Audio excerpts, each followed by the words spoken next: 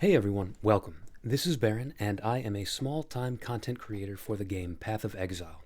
This video is aimed at players who are interested in playing the upcoming Path of Exile 2 open access release, but are either totally new to the franchise or else have limited experience with the first game. Last week, the developers, Grinding Gear Games, released a massive preview stream of what the upcoming early access release would look like, and this has naturally garnered a lot of positive interest in the new game. I will link that video of the stream in the description of this video.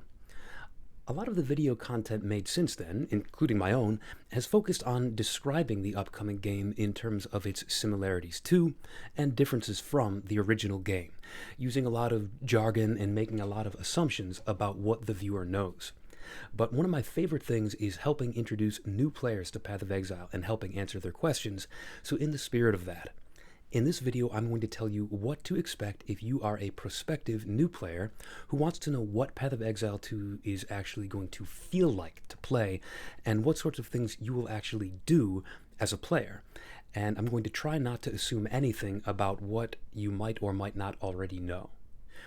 We will talk about the general gameplay feel, available classes and subclasses, skills, sources of character progression and power, the campaign quest, and of course, one of the most important things in a game like this, the Endgame Loop, the thing you are likely going to spend most of your time doing if you stick with the game. So for starters, let's lay out the very basics. The fact that Path of Exile 2 is going to be a free-to-play, visceral, hack-and-slash RPG set in a dark fantasy world. That it's a game with a heavy emphasis on loot and gear, focused on a complex character-building system with a huge number of viable options. And, most importantly, that the game is a shining example of the classic ARPG gameplay loop first widely popularized by Diablo 2. Grind harder content in order to get better loot, in order to grind even harder content in order to get even better loot, and so forth. This is not a game where the monsters level up with you by default.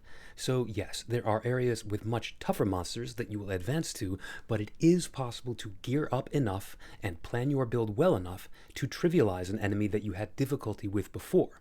And in fact, this is central to the progression and the power fantasy of the game. A huge draw pulling players to keep grinding for a better build is the feeling of going back and beating up the guy who gave you so much trouble before. You remember that scene at the end of Superman 2 after Clark gets his powers back and he goes and embarrasses that jackass who beat him up when he was just a normal human? Yeah, Path of Exile is basically that as a game. Path of Exile 2 will differ from its predecessor, Path of Exile 1, by being more accessible to newer players, having a more engaging main story, and then naturally having massively upgraded graphics and game systems, the benefit of the developers having over 10 years of financial growth and experience refining the first Path of Exile game.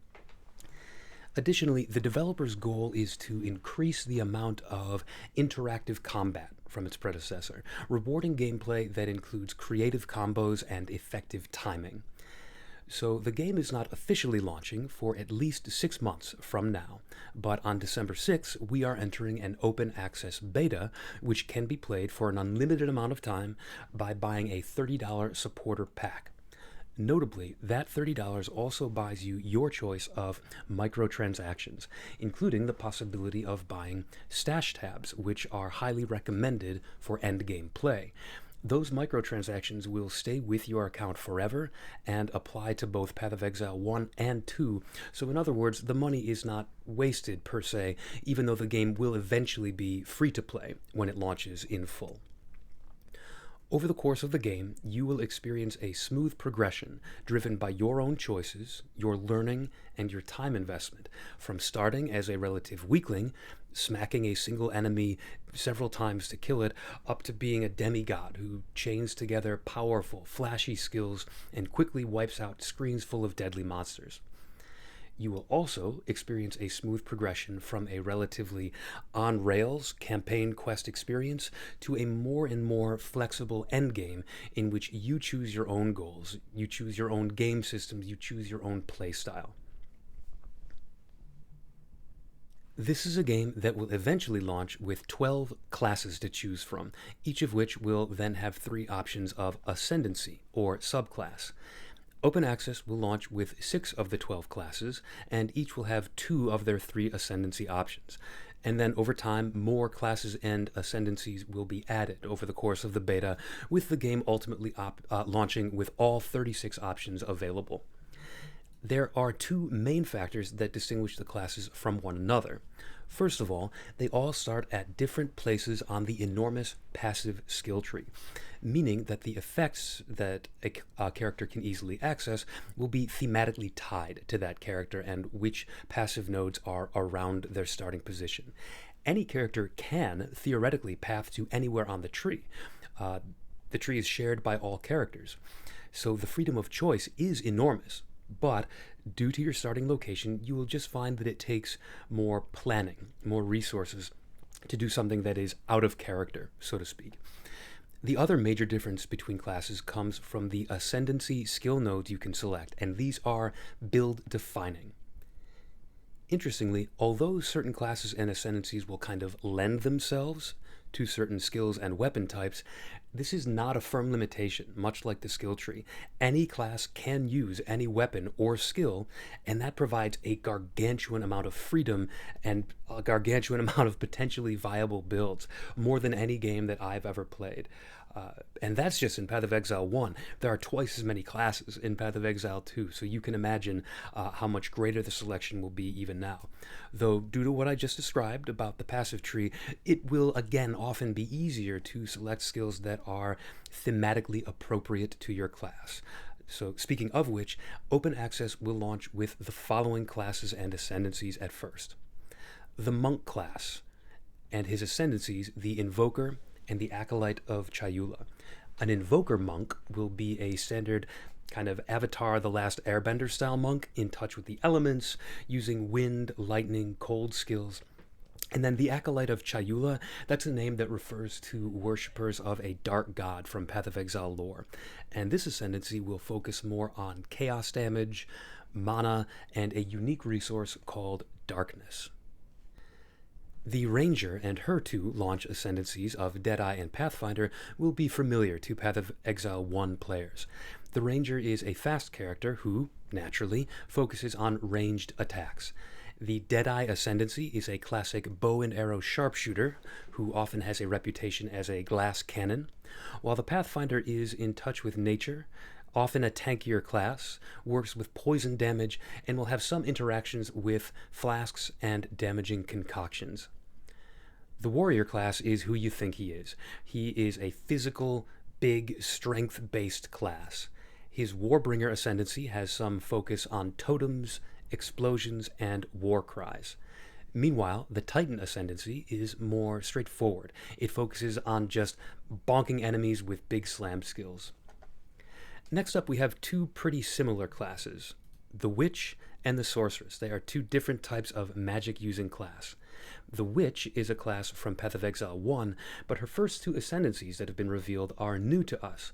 She will start with the Infernalist, a pyromancer who summons fiery beasts and has to manage her own flames lest they explode and kill her, as well as then the Blood Mage ascendancy, who stacks her life very high and then use it to cast spells and make them more powerful.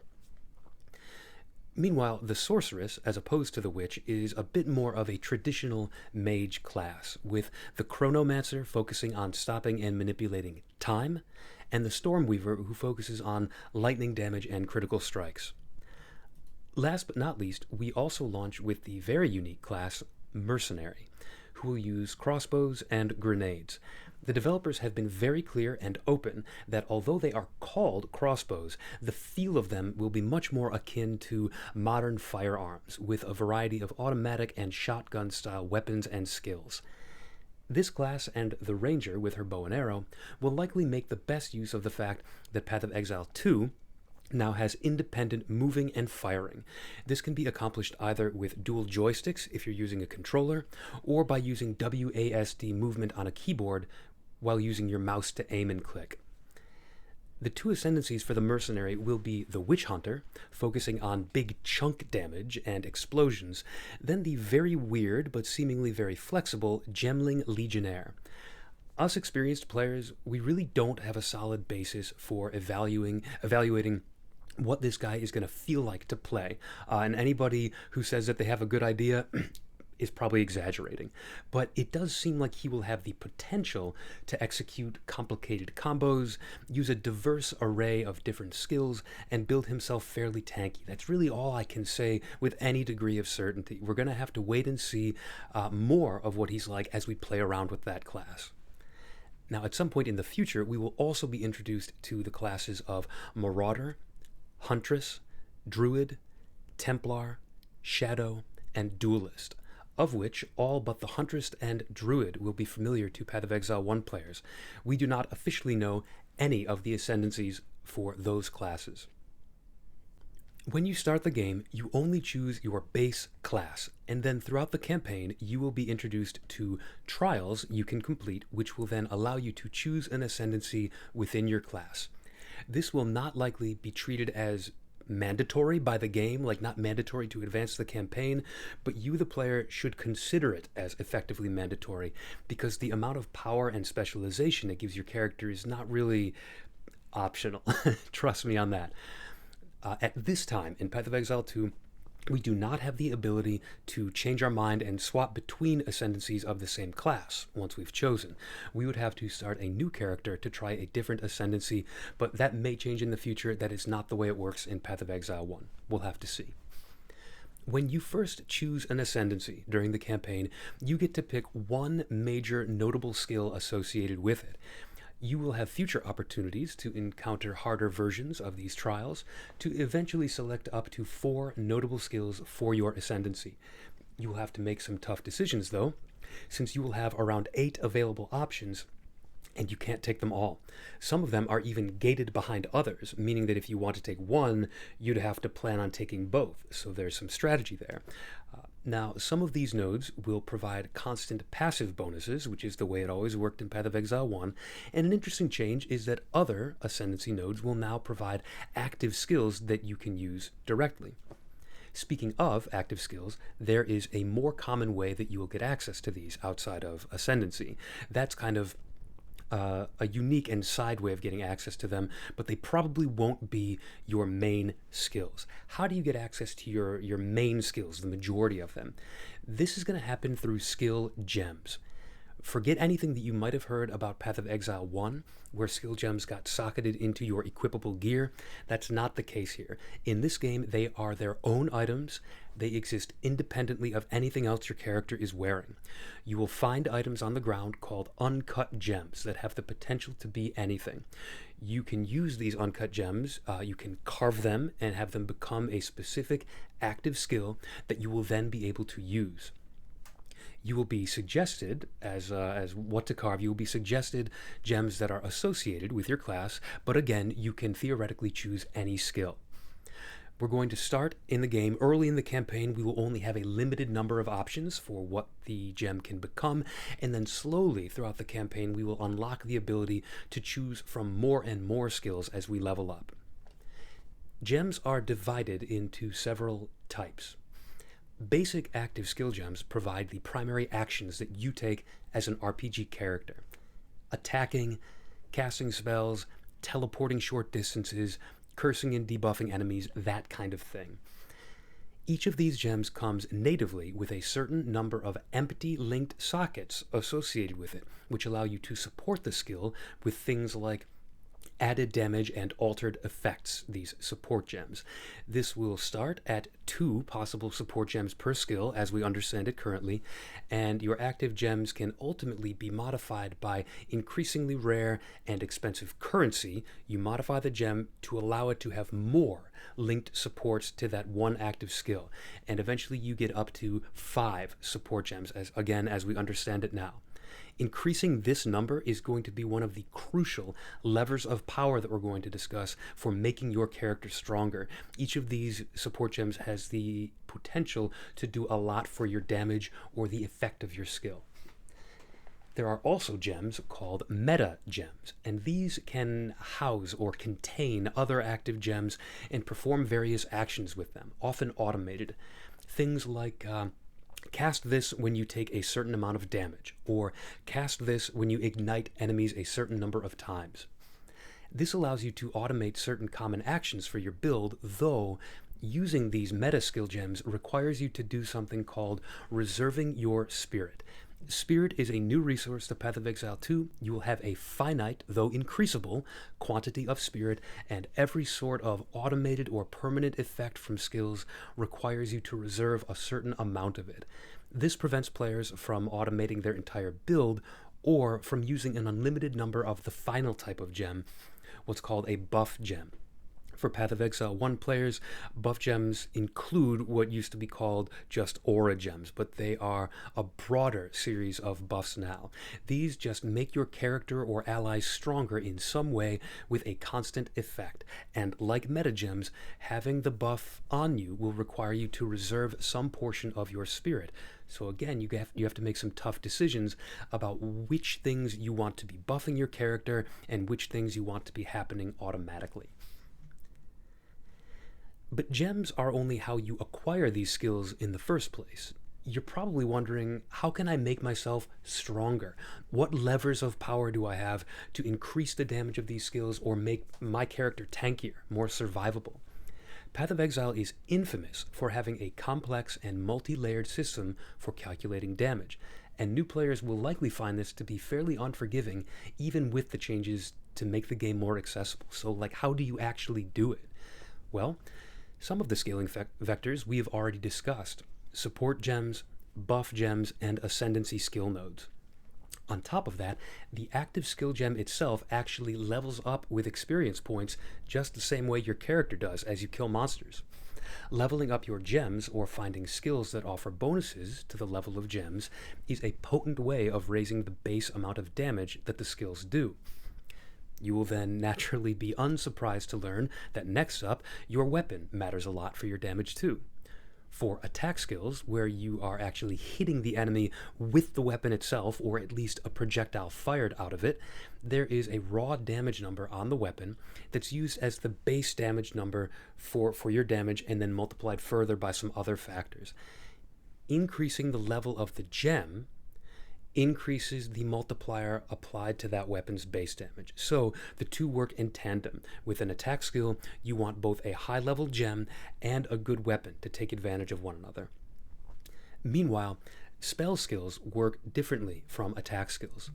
They typically have base damage numbers baked right into the gem itself and do not rely on the base damage from whatever weapon you are wielding, though spellcaster weapons like wands and scepters will often have other important effects, like multiplying the base damage of spells in other ways or increasing the level of the spell gems. And in fact, the weapon slot isn't actually alone in doing that. There are going to be other item slots, gear that you will equip, that will have modifiers which directly or indirectly improve your damage through a variety of means. And often these will come from what are called unique items, items of unique rarity, which is roughly Path of Exile's equivalent of a legendary or mythic gear in other games. But I say roughly because uniques are not by default better than non-unique items the way they might be in other games, where if you see a legendary item, you pop it on because it's definitely going to be better. Not necessarily the case in Path of Exile. They can be situationally better in certain builds, in certain circumstances, but they cannot be blindly equipped and expected to always provide an upgrade over a non-unique item. Speaking of non-unique items, like many games in this genre, Path of Exile 2 will randomly drop a plethora of equipable items on the ground, and they will be divided up by a value called their rarity, which determines how many special modifiers can be on the item. Special modifiers on defensive gear are things like enhanced defenses, armor, evasion, things like life, elemental resistances, attributes. And then, as discussed a minute ago, offensive gear, weapons, will usually come with bonuses to various steps of the damage calculation. A normal item, so-called normal, that's the rarity, will appear with its title written in white, and it will have no special modifiers on it, just the most basic damage or defensive stats. However, you will routinely find many crafting currencies which can add modifiers or mods to these items and upgrade them to be magic rarity, characterized by a blue title and being able to have up to 2 special modifiers on it. The items you'll use most frequently and equip are called rares. They are rare rarity items, and they have a yellow title and up to 6 modifiers. There are also currencies for upgrading items to be rare and then for adding additional mods to them, up to 6. There is more complexity to it than that, as you probably imagine, but that's the general idea. And then, of course, we have been so far silent about Path of Exile's most famous lever of power for builds, the widely known, hilariously complicated looking passive skill tree. Boasting over 1,500 nodes, of which you can select only around 120, one per level of your character, the passive skill tree is simultaneously a potential source of great power and also a potential downfall for many players who do not assign their skill points wisely. For every one right way to construct a passive tree, and there are going to be thousands, but for every one right way, there's also a million ways to do it wrong. And mastering these choices takes a lot of built-up game knowledge and critical thinking. So it's often a good idea for newer players, or heck, even experienced players, I do this too, to look at how other players construct their builds to get a feel for what a good passive tree looks like. I often recommend for players of all skill levels looking at build guides that you have no intention of actually following. Even if you're not somebody who wants to follow a build guide, even just looking at how other players construct their builds can give you a feel for the types of decisions a good build will make, and then a good build guide creator will explain the logic behind those decisions, and you can kind of arm yourself with those as tools in your tool belt, knowledge for how you can make other comparable decisions for a different build.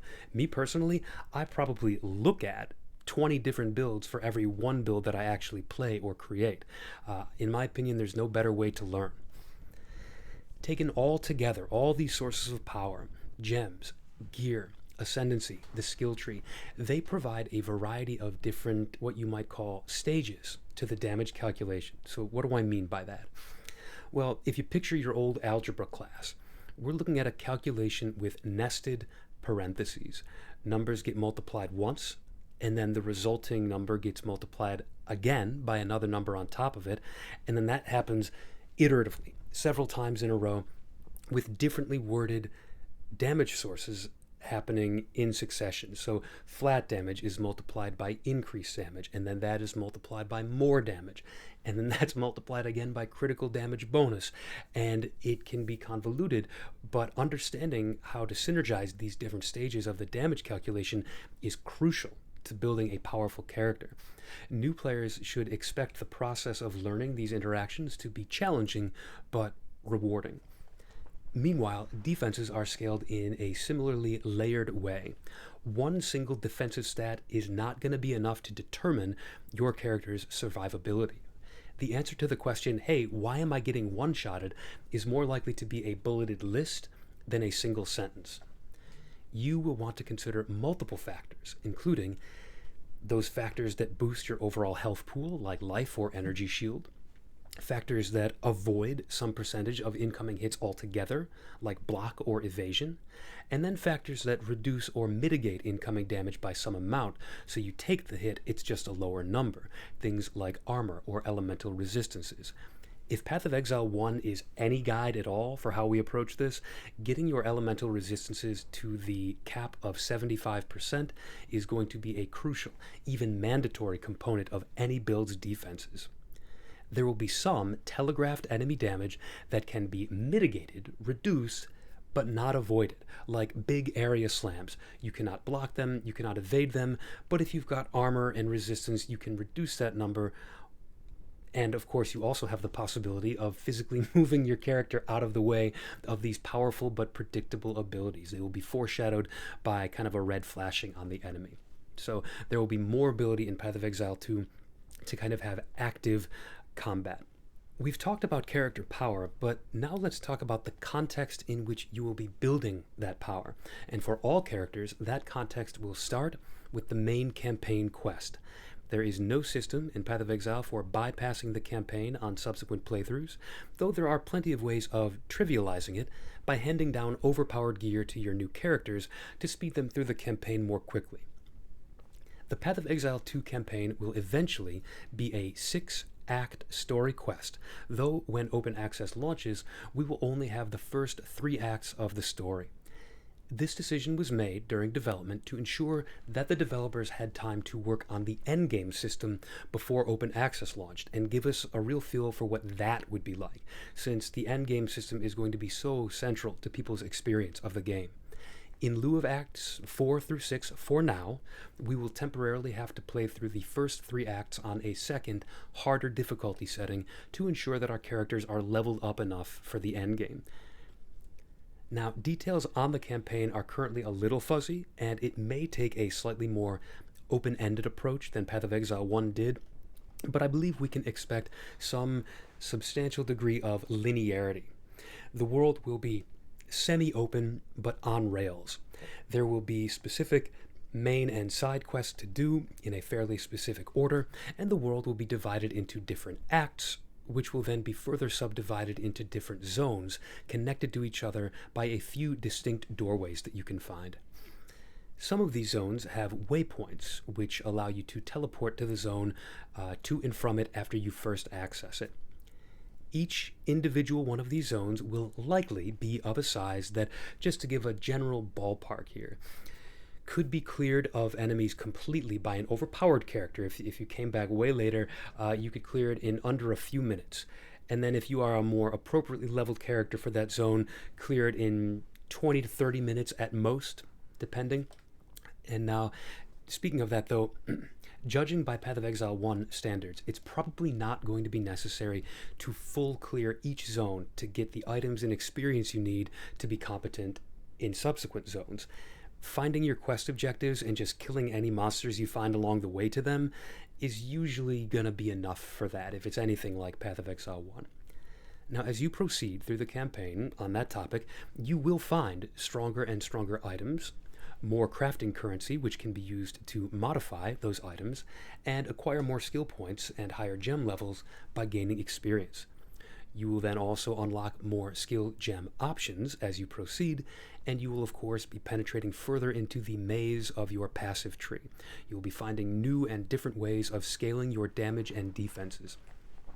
You will be encountering more powerful enemies, but you'll be finding both your personal technical skill level and your character power rising to meet that challenge.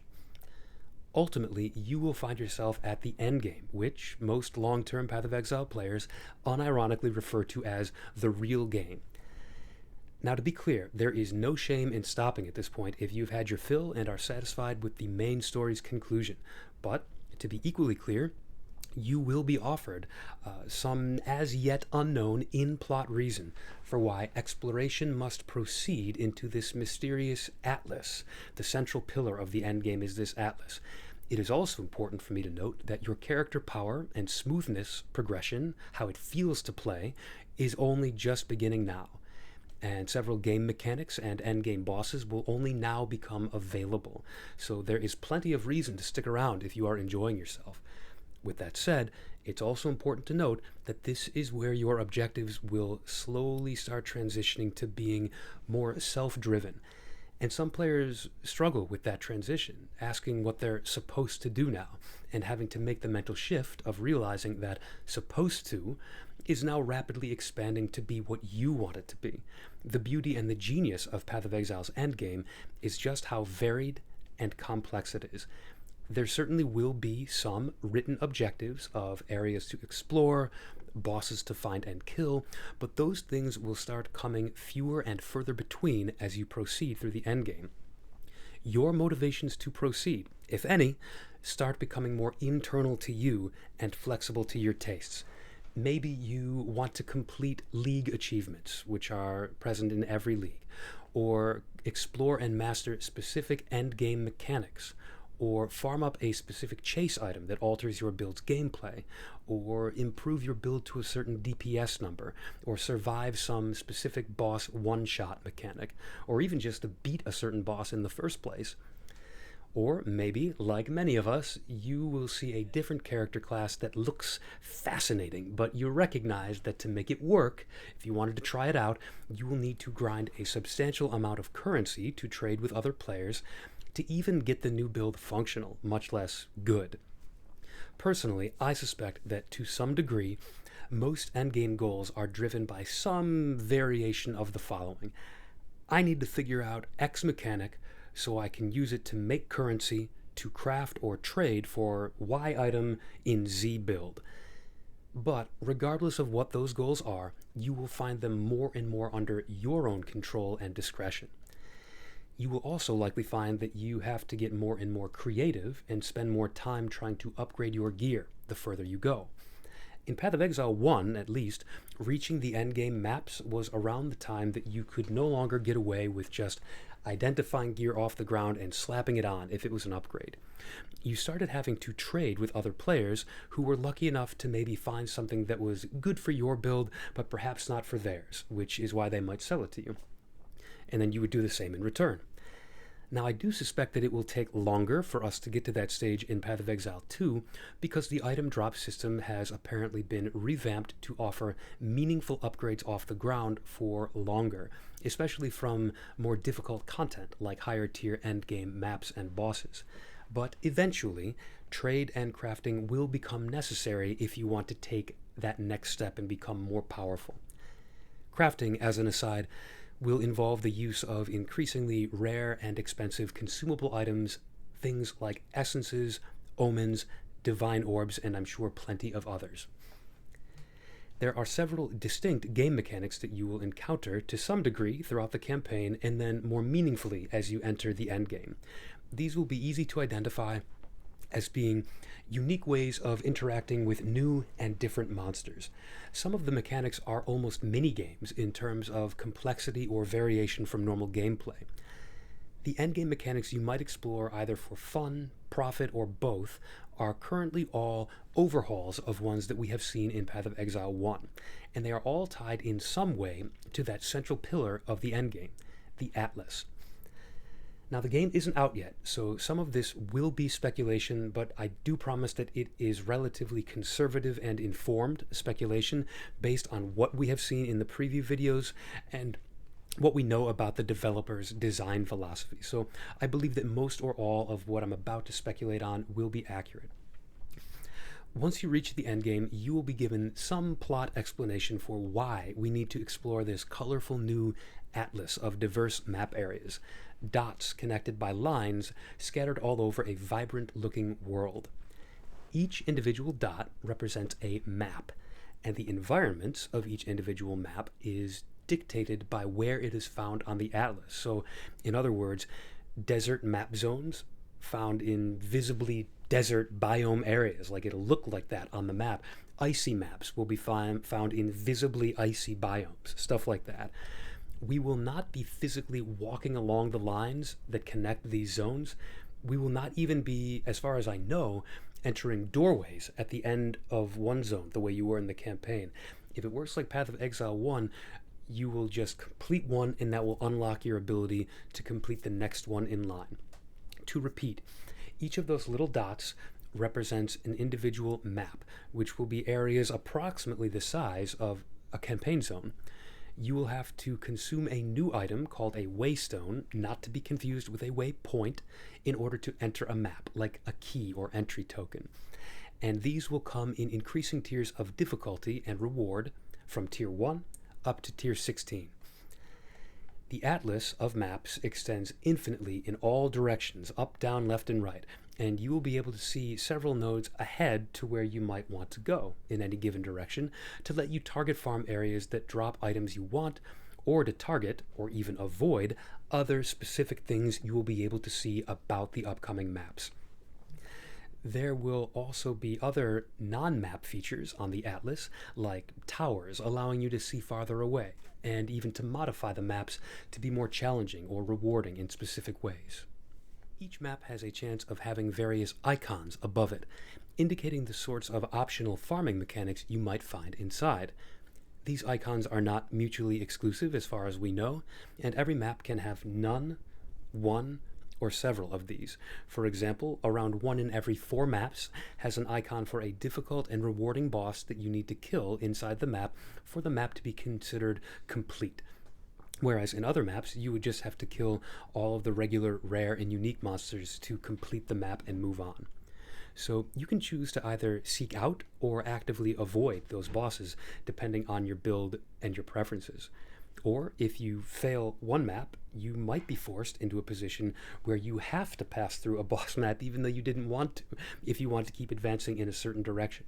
So there's a degree of strategy involved there too. There are also a variety of other mechanics you might see indicated as icons as well. Interesting and unusual ways of interacting with monsters that, as described before, come with specific gameplay challenges and specific types of rewards. These are the things that I described that started in Path of Exile 1 as temporary seasonal or league mechanics. They would then be frequently rolled into the core game at the end of a league. And now, in Path of Exile 2, we will receive a streamlined selection of these. These are intended to make the gameplay feel varied and exciting as you make your character stronger, but varied in a semi-controlled way that gives you, the player, a degree of input determining which of them you participate in. Other comparable mechanics will be added in the future in the same way, but we already have a good set to start with when the open access launches on December 6th. So in addition to exploring this mysterious atlas and hunting bosses, there will also be ways of pursuing, modifying, and being rewarded by these alternative mechanics. And by focusing on them, you will actually unlock a new type of passive point that allows you to modify that content in some way, typically by making it more challenging but more rewarding in specific ways that you can choose from, almost like it's a secondary skill tree that just focuses on the farmable content. Speaking of which, at present, that farmable content will include, number 1, Breach. Breach is a series of purplish, pinkish, ghostly hands rising up from the ground. Walking over these hands will open up a portal which rapidly expands outward and unleashes new types of monsters, but it only stays open a short while before suddenly contracting and closing. These monsters drop splinters that can be used as keys to access an endgame boss fight.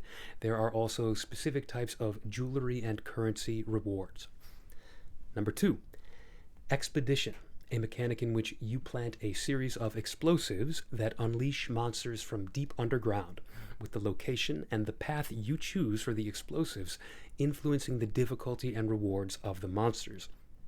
Among their rewards are the ability to interact with 4 interesting vendors. They will drop currency that these vendors will accept, as well as logbooks, which are consumable items that grant access to whole maps filled up with one large expedition encounter.